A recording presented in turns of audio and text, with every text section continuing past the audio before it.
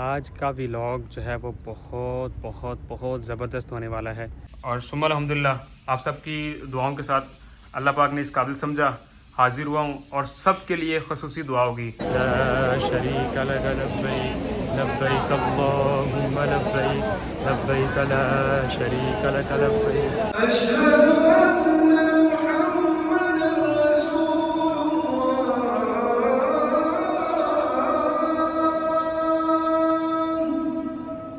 کر دو کرم مولا، کر دو کرم ہم پہ کرم مولا، ہم پہ کرم۔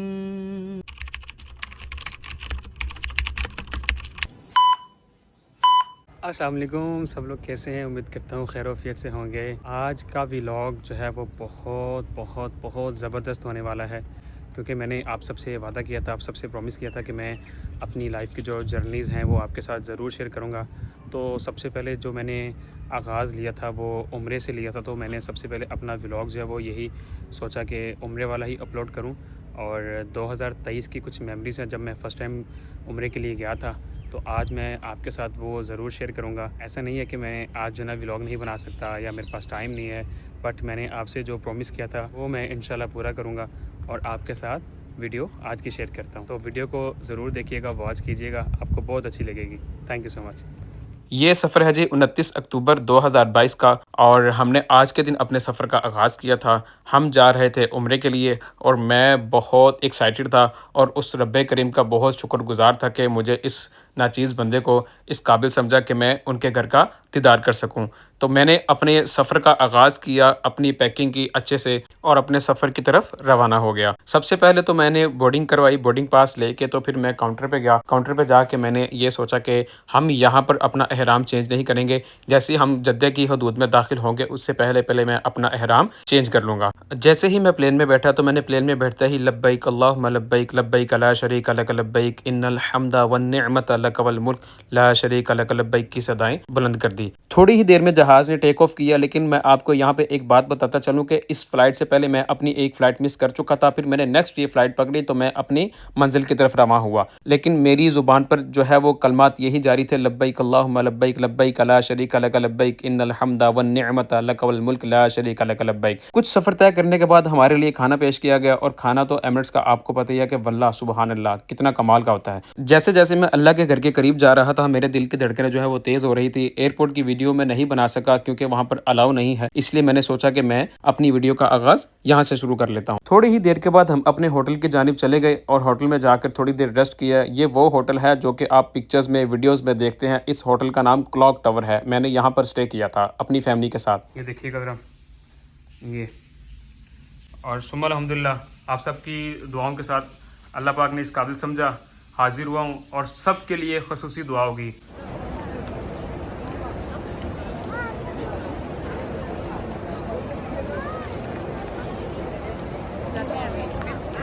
فجر کی نماز ادا کی، اور نماز ادا کرنے کے بعد ہم چل دیے ناشتے کی طرف۔ ناشتہ کیا، اور ناشتہ کرنے کے بعد ہم چل پڑے مسجد عائشہ کی طرف۔ مسجد عائشہ میں پہنچتے ہی میں نے وہاں پر 2 نوافل ادا کیے، اور یہاں کے نظارے اپنی آنکھوں میں سمیٹے۔ بہت مجھے اچھا لگ رہا تھا، بہت اچھا فیل ہو رہا تھا۔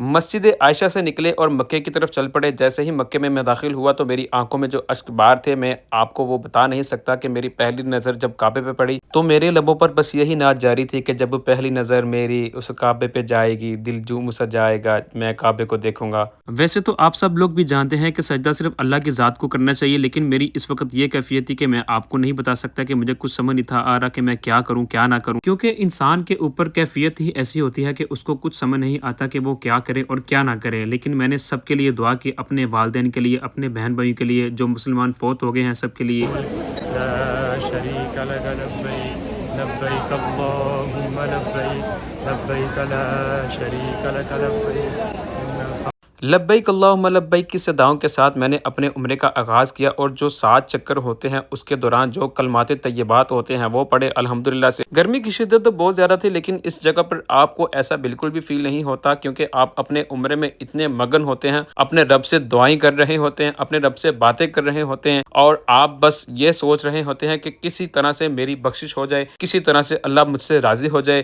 کسی طرح سے میرے گناہ معاف کر دیے جائیں۔ بس اپنے دل میں یہ کیفیت انسان کے ہونی چاہیے کہ اللہ میرے ساتھ ہے، اللہ مجھے دیکھ رہا ہے، اللہ مجھے سن رہا ہے اور میں اللہ سے باتیں کر رہا ہوں۔ عمرے کے دوران یہ حکم ہے کہ آپ اپنے جب چکر لگا رہے ہوتے ہیں، آپ کا ایک چکر دروازے کے پاس آگے کمپلیٹ ہوتا ہے، جو کعبہ شریف کا دروازہ ہے اس کے پاس آگے آپ نے اونچی آواز سے اللہ اکبر کی صدا لگانی ہے۔ یہ وہ جگہ ہے کہ جہاں پر الگ الگ کنٹری سے مسلمان لوگ آتے ہیں، آ کر اللہ کی بارگاہ میں اپنی حاضری پیش کرتے ہیں، اور بے شک جن کے نصیب میں یہ گھڑیاں ہوں صرف وہی لوگ آتے ہیں۔ جیسے ہی میں نے اپنے 7 چکر کمپلیٹ کیے تو اس پاک دروازے کے پاس آ کر جو دہلیز ہے کعبہ کی، وہاں پر آ کر میں نے اللہ اکبر کی صدا لگائی اور کعبہ کے طواف کمپلیٹ کیے۔ طواف کمپلیٹ کرنے کے بعد میں نے کعبے کا بوسہ لیا اور بہت ساری دعائیں کی سب کے لیے، خصوصاً میرے جو بہن بھائی پریشان ہیں، جو اس دنیا فانی سے کوچ کر گئے ہیں، ان کے لیے بھی دعا کی۔ جن کے پیچھے ہاتھ اٹھا کے دعا کرنے والا کوئی نہیں ہے ان کے لیے بھی دعا کی، اور مقام ابراہیمی پہ نوافل ادا کیے۔ لیکن اس سے پہلے میں نے غلاف کعبہ کا بوسہ بھی لیا، دہلیز کا بوسہ لیا۔ وہ شخص بہت خوش نصیب ہوتا ہے کہ جو غلاف کعبہ کو چومتا ہے، اپنی آنکھوں کے ساتھ لگاتا ہے اور اس وقت میں چلا جاتا ہے کہ جس وقت میں اللہ کے حکم سے اس کعبے کو بنایا گیا تھا۔ کیا وہ حسین گھڑیاں ہوں گی، کیا وہ دلکش سما ہوگا کہ جس وقت اللہ نے حضرت ابراہیم علیہ السلام کو حکم دیا کہ یہاں پر کعبہ تعمیر کیا جائے، اور اللہ کے نبی نے اللہ کے حکم پر عمل کر کے یہ کعبہ تعمیر کیا۔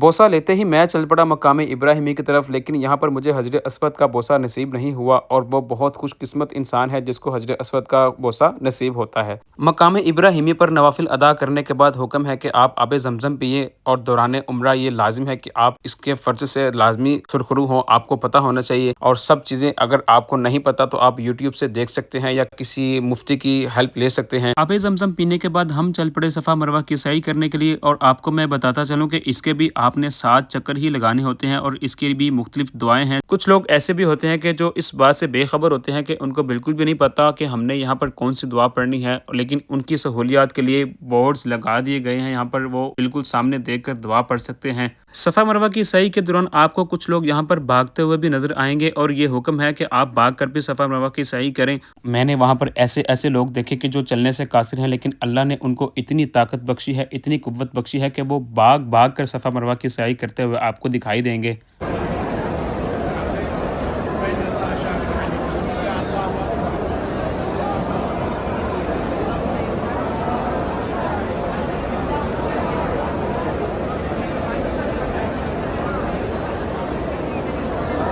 یہاں پر آپ کو میں ایک اور بات بتاتا چلوں کہ جیسے آپ نے دیکھا کہ طواف کے لیے نیچے صحن میں اور اوپر صحن میں جگہ بنا دی گئی ہے، ایسے ہی صفا مروہ کی سعی کے لیے بھی اوپر نیچے 3 سے 4 منزلیں بنا دی گئی ہیں، کیونکہ لوگوں کا جمع کفیل بہت زیادہ ہوتا ہے، اس لیے لوگ یہاں پر پریشان ہوتے ہیں، اور ان کی سہولیات کے لیے یہاں پر یہ جگہ بنا دی گئی ہے۔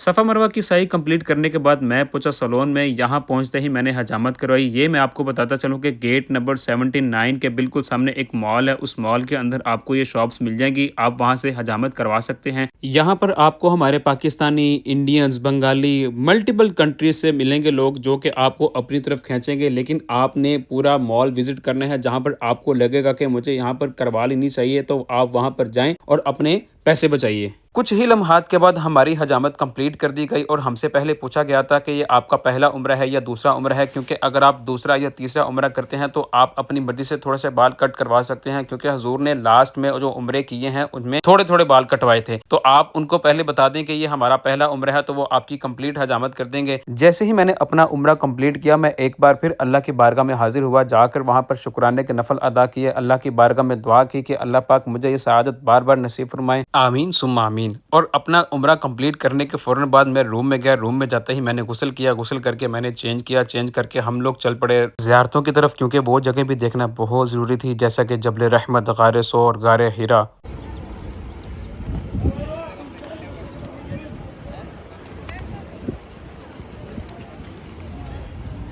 السلام علیکم ورحمۃ اللہ وبرکاتہ۔ جی یہ ہے مسجد خیف، اور اس مسجد کے نیچے تقریباً 70 صحابہ کرام شہید ہیں، اور یہ صرف اور صرف حج کے دوران اوپن کی جاتی ہے۔ یہ میں آپ کو دکھاتا ہوں، ذرا دیکھیے گا، یہ سارا جو ایریا یہ مینا ہے، خاص کر حاجیوں کے لیے۔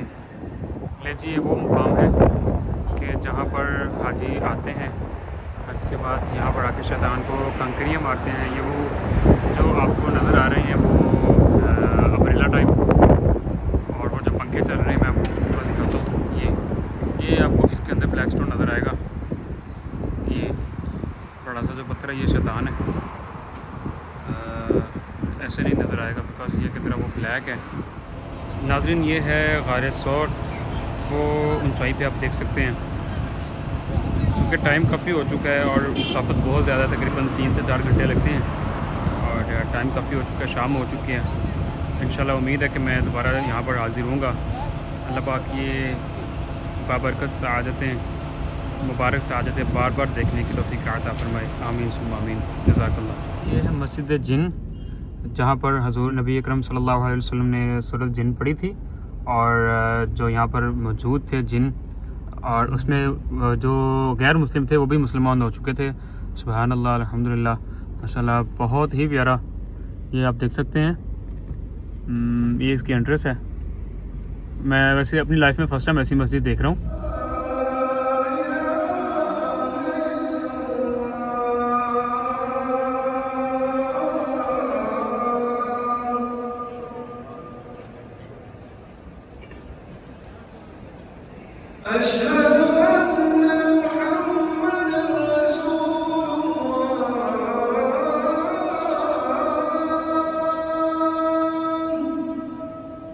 بکھرے ہوئے شرمسار ہیں ہم، رحمت کے طلبگار ہیں ہم، واسطہ نبی کا مولا رکھ لو برم، کر دو کرم مولا، کر دو کرم، ہم پہ کرم مولا، ہم پہ کرم۔